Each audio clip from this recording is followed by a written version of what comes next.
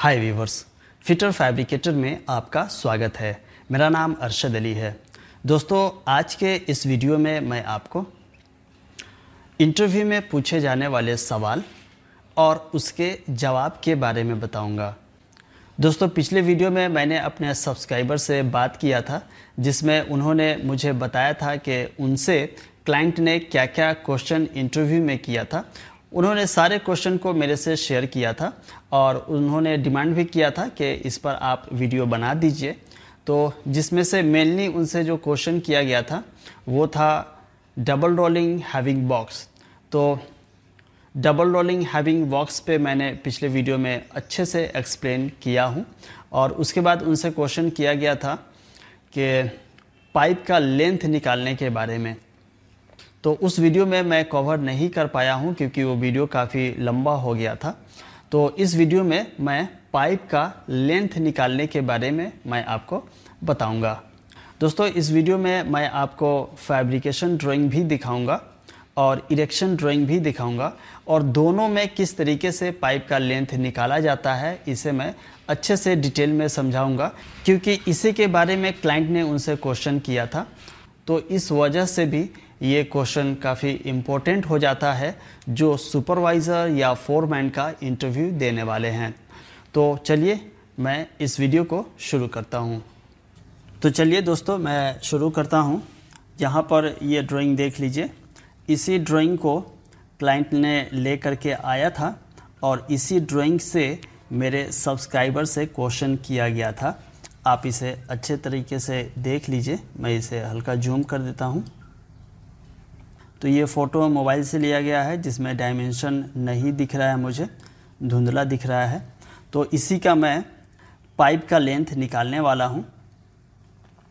तो इस पर तो निकालना काफ़ी मुश्किल होगा क्योंकि डिजिट तो दिख ही नहीं रहा है, इसलिए इस ड्राइंग से मैं पाइप का लेंथ नहीं निकाल पाऊँगा।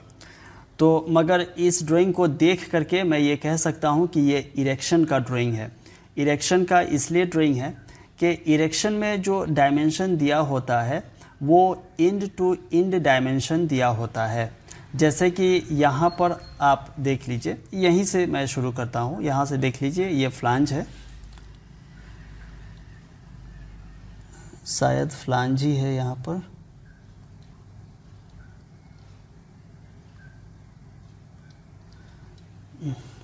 शायद फ्लांज है यहाँ पर। तो यहाँ से मतलब कि ये जो जॉइंट है, इस जॉइंट से नहीं दिया हुआ है, यहाँ से दिया हुआ है, इस फ्लांज से, यानी कि इस एंड से दिया हुआ है और फिर एल्बो सेंटर तक दिया हुआ है डायमेंशन। ओके, फिर उसी तरीके से ये एल्बो और ये एल्बो कनेक्टेड है।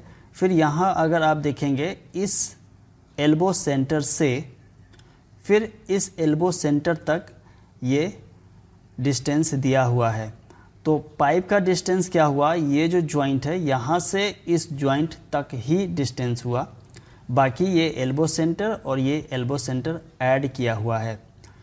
ठीक है, तो ये इरेक्शन का पहचान होता है। इरेक्शन में जो डायमेंशन दिया होता है वो इंड टू इंड डायमेंशन दिया होता है, जैसे कि इस ड्राइंग में दिया हुआ है।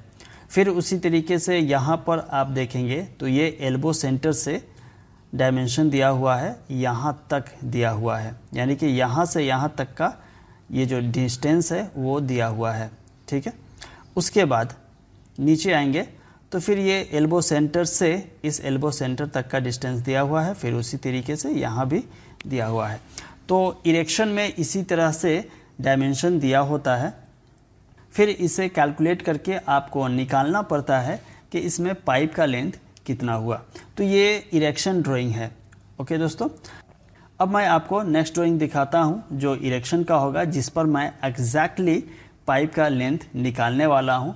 इस ड्राइंग में मैं इसलिए नहीं निकाल रहा हूँ क्योंकि इसमें हमें वो डिजिट दिख नहीं रहा है। पाइप का जो डिस्टेंस है, इंड टू इंड जो डिस्टेंस है, वो मुझे दिख नहीं रहा है।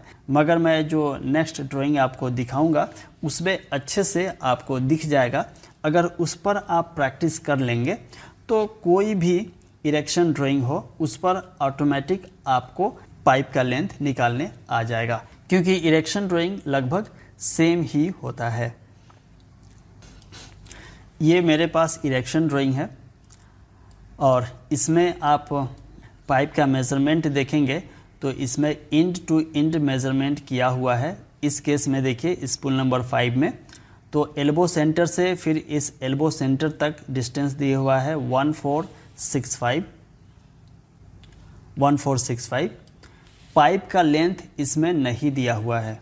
फिर उसी तरीके से स्पूल नंबर 4 में आप देखेंगे तो इस जॉइंट से मेज़रमेंट दिया हुआ है। यहाँ पर देख लीजिए, यहाँ से इस जॉइंट से 400 ये कंपोनेंट जो लगे हुए हैं यहाँ तक 400 दिया हुआ है।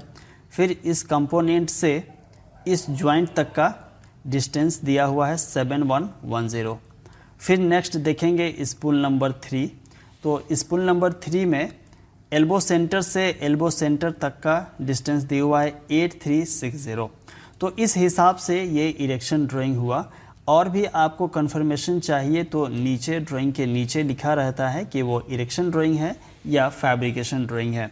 ड्राइंग में कहीं ना कहीं लिखा होता है। इस केस में यहाँ पर देखिए इरेक्शन ड्राइंग लिखा हुआ है और अगर फैब्रिकेशन का होगा तो फैब्रिकेशन ड्राइंग लिखा होगा। तो ये इरेक्शन ड्राइंग है और इरेक्शन ड्राइंग का पहचान तो मैं आपको बता दिया हूँ। अब मैं आपको फैब्रिकेशन ड्राइंग दिखा देता हूँ। ये मेरे पास फैब्रिकेशन ड्राइंग है, शॉप ड्राइंग है। यहाँ पर आप देख लीजिए शॉप ड्राइंग लिखा हुआ है, SHOP शॉप ड्राइंग। ठीक है दोस्तों, तो इसमें ये जो लेंथ दिया हुआ है ये लेंथ 355, इस जॉइंट से इस जॉइंट तक का लेंथ 355 दिया हुआ है। फिर ये एल्बो दिया हुआ है।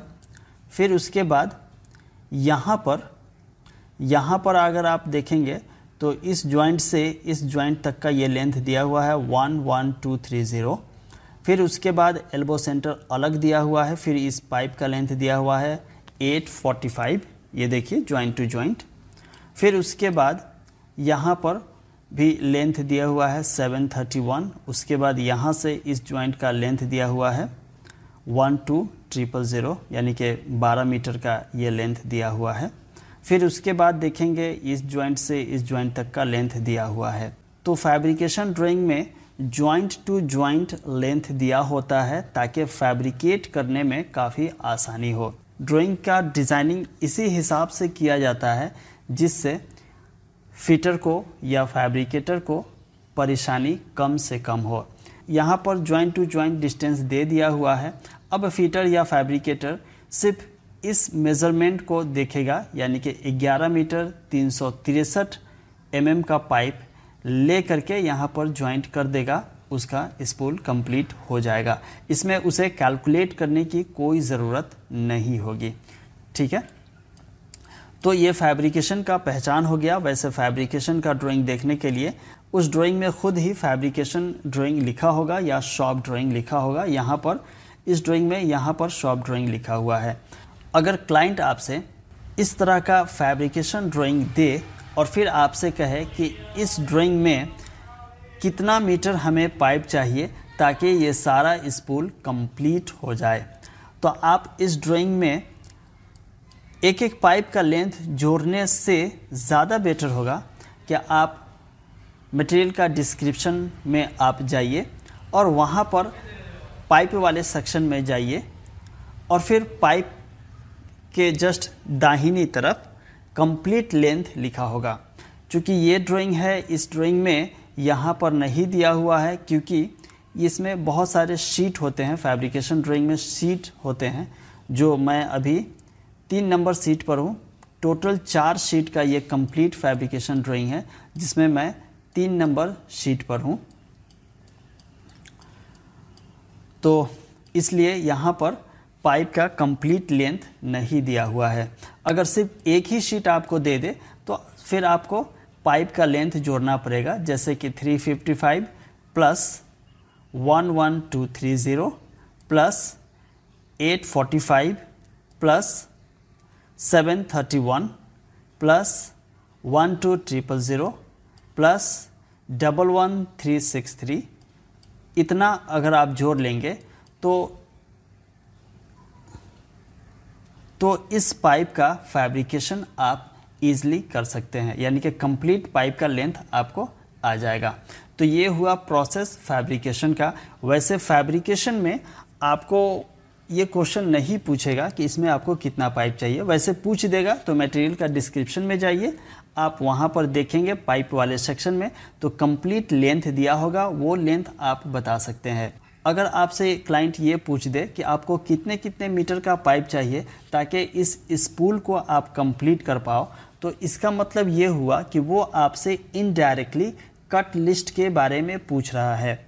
कट लिस्ट का मतलब ये होता है दोस्तों कि पाइप हमें एग्जैक्टली कितने लेंथ का चाहिए, उतने लेंथ का पाइप को हम पेपर पे लिखते हैं कि हमें कितने कितने लेंथ का पाइप चाहिए, उसी लिस्ट को हम कट लिस्ट कहते हैं। वैसे कट लिस्ट पे मैं ऑलरेडी वीडियो बना चुका हूँ, आप उसे देख सकते हैं। तो यहाँ पर कट लिस्ट अगर मैं बनाऊँ तो 355 का बनाऊँगा, 11230 का बनाऊँगा, 845 का बनाऊंगा, फिर उसी तरीके से यहाँ पर 731 का बनाऊंगा, 12,000 का बनाऊंगा, फिर 11,363 का बनाऊंगा और फिर ये मेरा कट लिस्ट कंप्लीट हो जाएगा। तो ये हुआ फैब्रिकेशन के बारे में। अगर मैं इरेक्शन की बात करूं, अगर क्लाइंट आपको इरेक्शन ड्राइंग दिखाए, जैसा कि मेरे सब्सक्राइबर से क्लाइंट ने इरेक्शन ड्राइंग दिखाया था और फिर उसमें उन्होंने पाइप का लेंथ के बारे में पूछा था, तो पहला आपका जवाब होना चाहिए कि इस कंप्लीट स्पूल को तैयार करने में जितना भी पाइप लगेगा वो कंप्लीट पाइप इधर पाइप के डिस्क्रिप्शन में ज़रूर दिया होगा, आप ज़रूर देखिए। यहाँ पर इरेक्शन ड्राइंग है, चूँकि एक ही शीट है, ये शीट 1 ऑफ 1 एक ही शीट है और वैसे भी इरेक्शन का जो ड्राइंग होता है एक ही शीट का जनरली बनाया जाता है। तो इस शीट में हमें पाइप जो लगेगा वो लगेगा 22,621 mm, यानी कि 22 मीटर 621 का इसमें हमें पाइप लगने वाला है, जो हमें इस स्पूल को कंप्लीट करने में लगेगा। फिर आपसे क्लाइंट ये पूछ दे कि आप ये बताइए कि ये एग्जैक्टली पाइप कितना लगेगा। ये जो पाइप है स्पूल नंबर 5 कंप्लीट करने के लिए हमें एग्जैक्टली पाइप कितने मीटर का चाहिए वो हमें बता दीजिए। तो यहाँ पर आप 1465 कहेंगे तो वो एक्चुअली आप क्या कह रहे हैं कि पाइप का लेंथ प्लस एल्बो सेंटर को जोड़कर आप उसे बता रहे हैं, जो कि रॉन्ग है। ऐसा आप नहीं बता सकते हैं। आपको तो एग्जैक्टली इस जॉइंट से लेकर के इस जॉइंट तक ही आपको पाइप चाहिए, ना कि ये एल्बो सेंटर। तो 1465 जो दिया हुआ है वो एल्बो सेंटर से एल्बो सेंटर का डिस्टेंस दिया हुआ है, यानी कि इंड टू इंड डिस्टेंस दिया हुआ है। तो इस केस में आपको क्या करना पड़ेगा, 1465 में से आपको ये वाला एल्बो सेंटर माइनस करना पड़ेगा, फिर ये वाला एल्बो सेंटर माइनस करना पड़ेगा। इस कंडीशन में अगर आप गौर से देखेंगे तो ये 45 डिग्री का एल्बो है और फिर ये 90 डिग्री का एल्बो है। हालांकि यहाँ पर एंगल 45 डिग्री का बन रहा है, यहाँ पर भी एल्बो का डिग्री 45 डिग्री का बन रहा है, मगर दोनों एल्बो में फ़र्क है। दोनों एल्बो में इसलिए फ़र्क है कि यहाँ पर एल्बो सेंटर देखेंगे 318 और यहाँ पर एल्बो सेंटर देखेंगे तो 762। अगर दोनों एल्बो सेम होता तो दोनों का एल्बो सेंटर भी सेम होता, मगर यहाँ पर एल्बो सेंटर सेम नहीं है। ठीक है, ये तो नए लोगों के लिए इतना एक्सप्लेन कर दिया है मैं। तो आइए मैं यहाँ पर निकाल लेता हूँ इस पाइप का लेंथ। तो 1465 में आप 318 माइनस कर दीजिए, यानी कि ये वाला लेंथ माइनस कर दीजिए, फिर उसके बाद 762 माइनस कर दीजिए।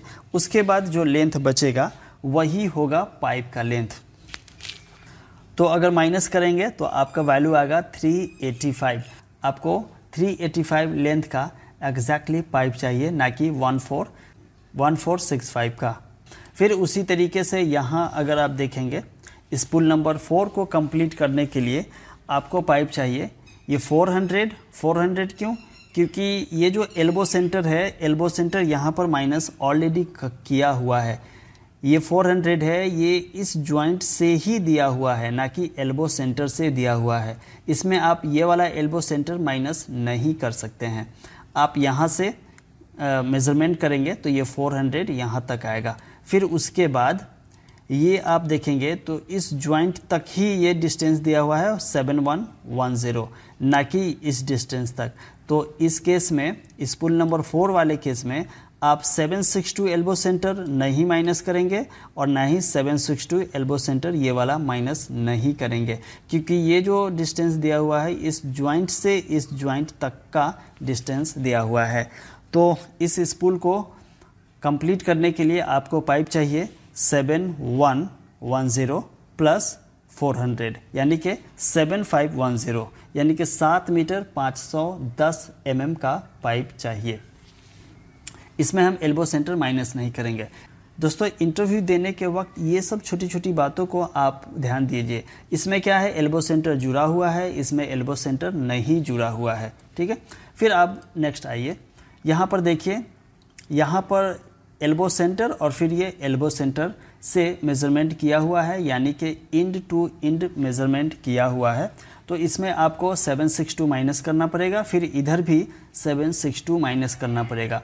अब यहाँ पर इस एल्बो को देखेंगे तो इसमें एल्बो सेंटर नहीं, हाँ सॉरी, दिया हुआ है 762, तो ये 762 आप माइनस कर लीजिए।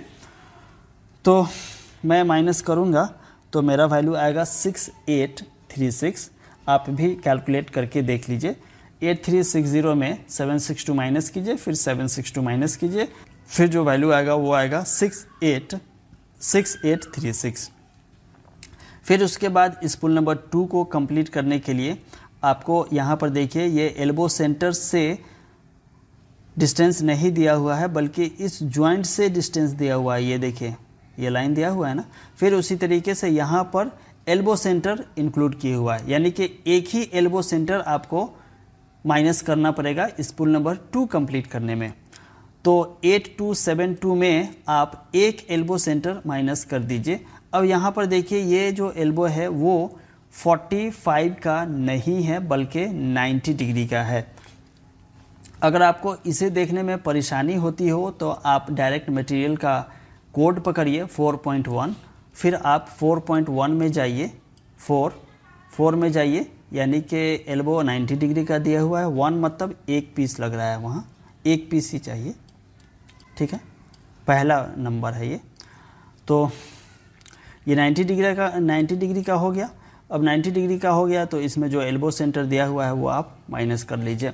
वैसे आपको एल्बो को पहचानने में प्रॉब्लम हो रही है तो एल्बो कितने डिग्री का है वो छोड़ दीजिए। अगर एल्बो सेंटर दिया हुआ है तो वो एल्बो सेंटर आप माइनस कर लीजिए। तो इसमें मैं माइनस करूँगा 8272 में से माइनस करूँगा 762, तो माइनस करने के बाद मेरा वैल्यू आएगा 7510। फिर उसके बाद लास्ट है, यहाँ पर देखिए, ये इस जॉइंट से एल्बो सेंटर तक दिया हुआ है 698, तो 698 में मैं माइनस करूँगा ये वाला एल्बो सेंटर, यानी कि 318 अगर आप माइनस करेंगे तो आपका वैल्यू आएगा 380 आएगा। तो अगर आप सबको कैलकुलेट करेंगे, टोटल को कैलकुलेट करेंगे, तो आपका एग्जैक्ट वैल्यू आ जाएगा 22621। ठीक है, तो क्लाइंट की मर्जी है, वो कुछ भी आपसे क्वेश्चन कर सकता है। वो आपके बारे में अगर उसे शक है कि ये फ्रेशर है, इसको कुछ मालूम नहीं है, तो वो कुछ भी क्वेश्चन कर सकता है। और अगर आपसे कट लिस्ट के बारे में पूछे, यानी कि पाइप का लेंथ के बारे में पूछे, तो आप इस तरीके से आप लेंथ निकाल लीजिए और फिर आप क्लाइंट को शो कर दीजिए। तो दोस्तों, उम्मीद करता हूँ कि ये वीडियो आपको समझ में अच्छे से आया होगा। आप इस पर बार बार प्रैक्टिस किया कीजिए और इसे अच्छे से आप समझ लिया कीजिए। नेक्स्ट टाइम में हो सकता है कि क्लाइंट आपसे ही ये क्वेश्चन कर दे कि पाइप का लेंथ निकालिए। तो मैं जिस तरीके से आपको समझाया हूँ उसे अगर आप जहन में रखेंगे तो आप अच्छे से इंटरव्यू फेस कर पाएंगे। आने वाली नेक्स्ट वीडियो भी इंटरव्यू से रिलेटेड ही होगा, क्योंकि हमारे सब्सक्राइबर ने और भी इंटरव्यू दिया है जिसमें क्लाइंट ने उनसे क्वेश्चन किया है, वो अभी तक मैं आपसे शेयर नहीं किया हूँ। तो नेक्स्ट वीडियो में मैं उनसे बातचीत किया हूँ, वो भी मैं आपको सुनाऊंगा रिकॉर्डिंग, और फिर उनसे क्या क्या सवाल किया था उसका जवाब हम लोग अच्छे से नेक्स्ट वीडियो में देखने वाले हैं। तो आप इस वीडियो को अच्छे से देखिए, समझिए और अपने दोस्तों में इस वीडियो को शेयर कीजिए ताकि उन्हें भी इस वीडियो से फ़ायदा पहुंच सके। दोस्तों, वीडियो पसंद आया तो आप इसे लाइक कर दीजिए और अभी तक हमारे चैनल को सब्सक्राइब नहीं किया है तो आप इसे सब्सक्राइब कर लीजिए ताकि इसी तरह का नॉलेजेबल वीडियो मैं आप तक पहुंचाता रहूं हमेशा। वीडियो देखने के लिए बहुत बहुत शुक्रिया, धन्यवाद।